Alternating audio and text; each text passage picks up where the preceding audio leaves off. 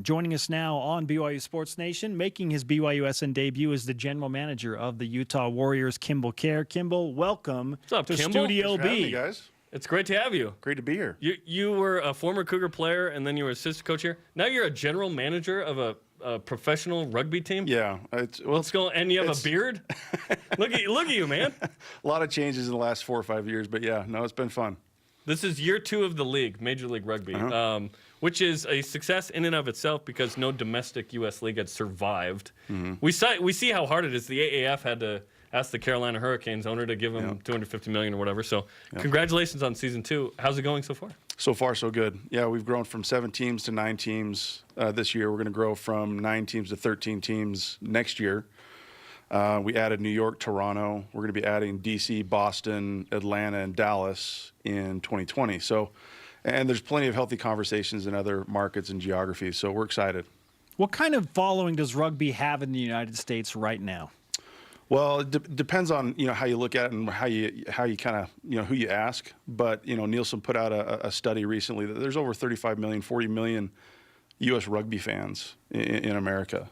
And when you think about that, and you put it in context, there's 4 million people that live in New Zealand. Now, 3.999 million of them are rugby fans in New Zealand. All Johnny Linehan's friends. But when you look at the market cap, when you're looking at the United States versus New Zealand and some of these other big rugby playing countries from a commercial standpoint, there's basically what that says is there's an underserved market here, and that we're providing that product and that service.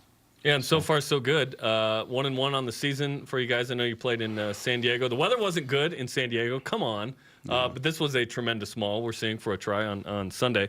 There are 8 former BYU players on the roster, which is kind of a fun connection. Yeah, I actually counted 9. Maybe. Oh, you have 9. Yeah, oh, okay. 9. Sorry. Yeah. So, even more. Yeah, better. Exactly. Yeah. No, we got a good BYU following, and I don't want to play the bipartisan too much here, but we got some Utah guys too. You're on a BYU show. Yeah, I understand, but we've got plenty of really a lot of people that BYU rugby fans are familiar with: Josh Whippy, Jared Whippy, Calvin Whiting, Matt Jensen, Otta Elkington.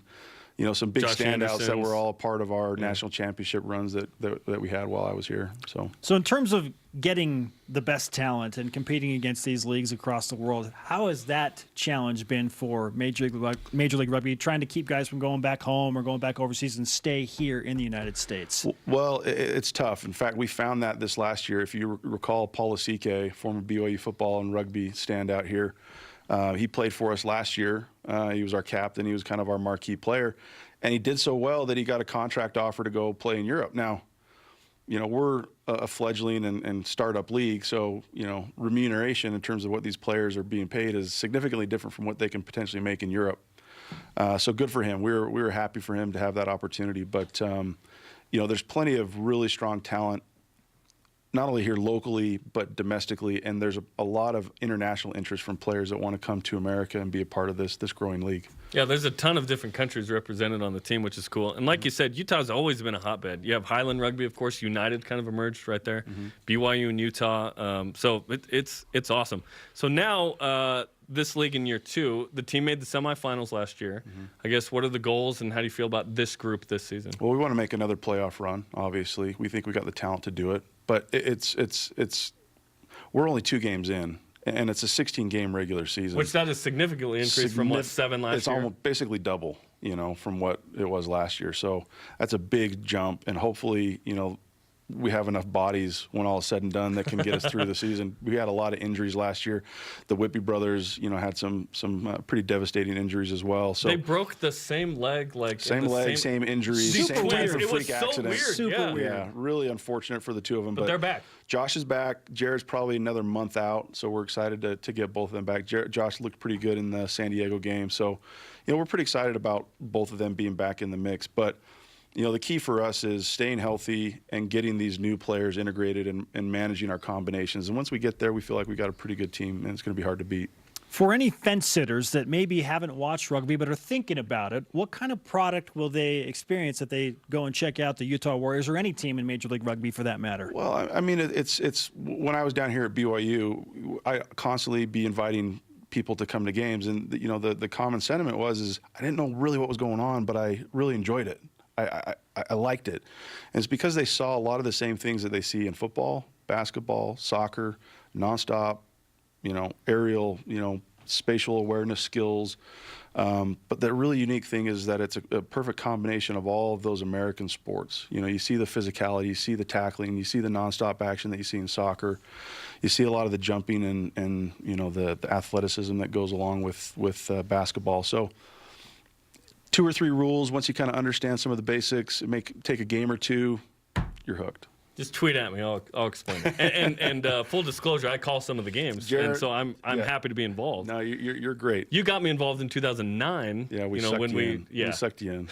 Which was awesome. We should mention your home opener is this Saturday. I guess tell people about the matchup with Glendale. Well, there's actually some interesting BYU storylines there. You got Sean Davies, former my old roommate. Yeah, you got Sean Sean Davies, who's playing for Glendale. Johnny Lane, who played last year at BYU, who's playing with Glendale. So there's a couple little kind of unique storylines there, but Glendale is a team coming out of the Denver area. They've been semi-professional for over a decade now, so they made a easy transition to the professionalism that we went through last year, and they were in the final last year, lost in the death of that championship game against Seattle, but they were essentially the team to beat last year, and we think they're probably one of the top 4 teams in the league this year as well. So it's a big game to start the season. Yeah, for significant challenge. And Sean's the starting scrum half, Davis, on the national team for the U.S., Correct. which is awesome. Yeah. So he's doing great. Yeah. How are we supposed to distribute the BYU Sports Nation karma for this match? Yeah, there's so many guys right on both sides. Yeah. I mean, Kimball, you're in studio. We got more BYU guys on our team, so we'll take 8 or 9, right? Yeah, majority. Give it to all the rules. BYU guys, but we'll take the most. You got it. Kimball, great to have you with us, man. Thanks, guys. Appreciate it. Thanks.